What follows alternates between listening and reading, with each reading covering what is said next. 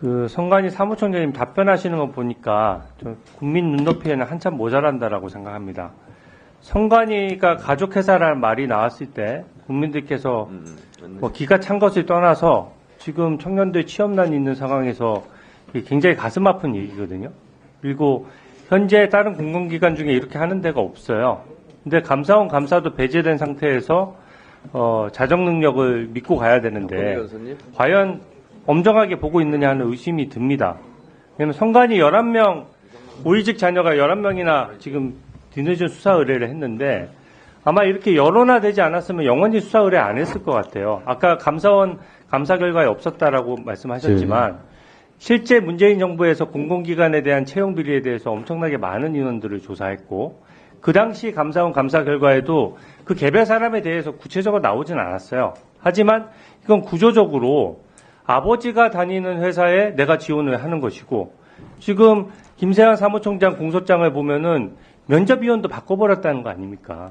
그리고 면접위원을 바꾼 상태에서 더더군다나 면접위원을 바꿀 정도인데 그 합격 결과도 미리 당연히 알고 가족이니까 아들에게도 당연히 알려줬을 것이고 굉장히 부적절한 처신이죠. 그러니까 쉬쉬해왔던 거고 자녀들이 아버지가 성관이 거기 근무를 하는데 더더군다나 고위직으로 하는데 한 말씀 애초에 지원하는 것 자체가 상당한 문제가 있는 거예요.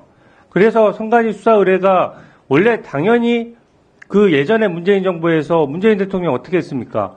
문제되는 수백 명의 채용비리 있었을 때 바로 직권면직했어요.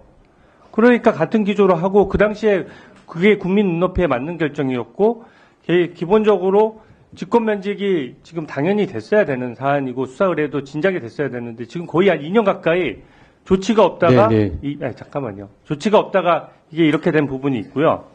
두 번째는 아까 장동혁 의원께서 질의하셨지만 지방공무원의 유지가 가능하냐. 그러니까 지방공무원을 다니다가 아버지가 다니는 성관이에다가 더 근무 환경이 좋고 월급이 좋고 급수가 높으니까 여기다 경력직 지원을 한 거예요. 근데 지금 이게 뒤늦게 문제돼서 수사 의뢰를 하고 여기에 대해서 직권면직을 해야 되는 마당에 인사혁신처에 질의를 한 겁니다. 그 성관위에서 지방공무원 유지되느냐 안 되느냐. 이렇게 질의한 사례가 없어요. 기본적으로 내가 어떤 부정채용을 받기 위해 가지고 부정채용을 하기 위해 가지고 내가 있던 직장을 버리고 다른 직장을 다시 지원을 했는데 그것에 대해서 어떻게 기존의 기득권을 유지해서 너 이번엔 직권면직하는 대신에 기존의 지방공무원으로 내려가서 계속 공무원 생활해도 좋아.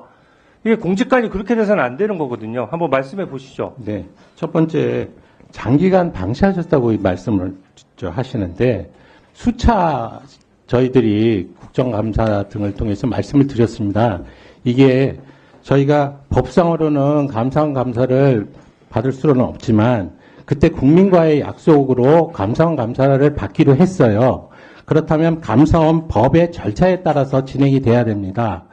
감사원법에 의하면 감사원이 조사 개시 통보를 한 사안에 대해서는 자발적으로 기관 자체가 징계나 이런 부분들을 더 진행할 수 없습니다. 중단되도록 돼 있어요. 법률이. 예. 그 말씀입니다. 그래서 자체 감사를 해도 그 감사원 감사가 자체 감사 그조차도 맞고 실제적으로는 감사 결과에 따라서 우리가 조치를 취해야 되는 겁니다. 감사원 감사가 없으면 자체 감사했으면 되는 거 아닙니까? 아니 그런데 감사원 감사 결과를 받아야 되는 상황에서는 만약 그 감사원 감사가 적법했다면 감사원 감사 결과를 따라서 조치해야 할 의무가 부과된다는 겁니다. 그런 상황이기 때문에 더 이상 감사원 감사 결과가 되는 사안에 대해서는 저희가 추가적으로 중복해서 감사에 나설 수가 없었고요. 그 다음에 그런 상황에서 저희들이 바라보는 것은 왜 감사원 감사 결과가 빨리 안 나오나 그런 부분을 바라봤었고 이제 감사원 감사 결과가 나왔기 때문에 지체 없이 그 감사원 감사 결과에 따라서 조치를 취한 것입니다. 그리고 그 내용을 보니까 감사원 감사 결과에서 조치를 취하는 대상자 32명 중에 지금 문제가 되던 그 자녀들이 빠져 있어요. 그래서 근데 이 부분은 지금 국민들이 보시기에 특히나 민감한 젊은 세대에서는 채용 비리에 민감한데 이 부분은 그냥 넘어갈 수가 없다. 어떻게 해서든지 이 부분을 결론을 내자라고 생각을 해서 저희가 자체 조사를 다시 하고, 다만 저희가 조사를 한다고 해서 그 결과가 모두 국민들을 만족할 수 없는 값이 나오게 되는 경우에는 또 봐주기식의 조사다라는 문제가 나올 수 있지 않겠습니까?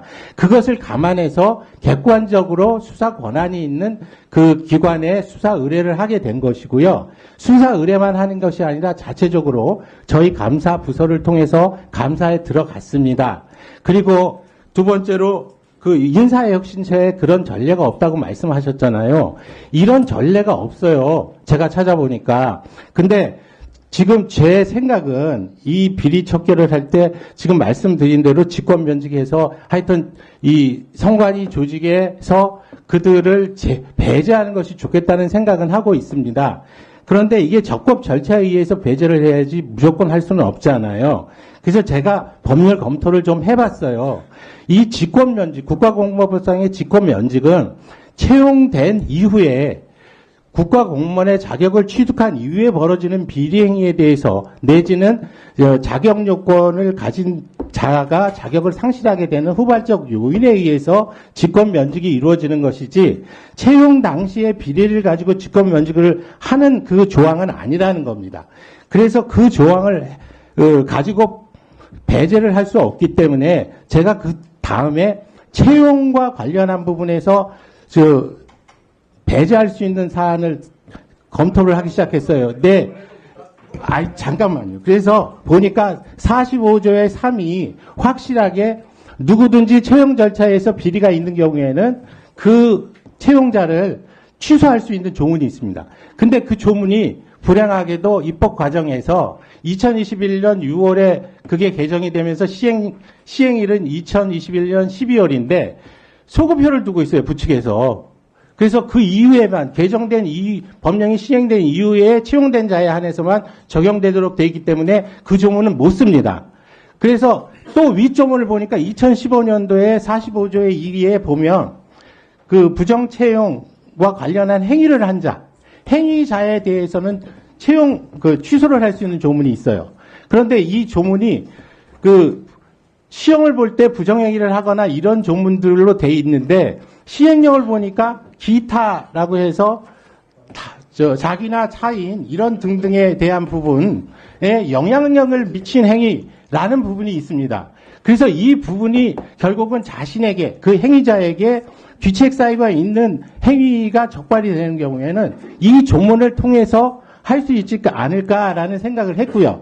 그러다 보니까 저희가 인사처에 질의한 부분은 경력 채용 부분이 지방직으로 전환해서 살리려고 그거를 하는 것이 아니라 지금 인사혁신처에 질의한 내용은 45조의 3의 입법 취지가 뭐냐, 어떻게 되느냐, 그리고 우리가 45조의 이 검토한 부분 이거 가지고 채용 취소가 가능하냐, 그 다음에 세 번째로 물으면서 지금 보면 단순히 보시면은 그냥 네. 신규 채용처럼 생각하시는데 다 죄송합니다. 정리된 것 같아요. 신규 채용처럼 생각하시는데 이건 분명히 조건부 채용이 되는 겁니다. 그래서 그래서 그런 법률적인 문제가 녹아져 있어서 근데 제가 계속 말씀드리는 건 잠깐만요. 저는 이 비리를 척결하고자 하는 의지가 강한 사람이고 그 대신 총장님. 적법 절차를 지켜야 되기 때문에 적법 절차를 총장님. 지키고자 하는 노력이라고 이해해 주셨으면 좋겠습니다.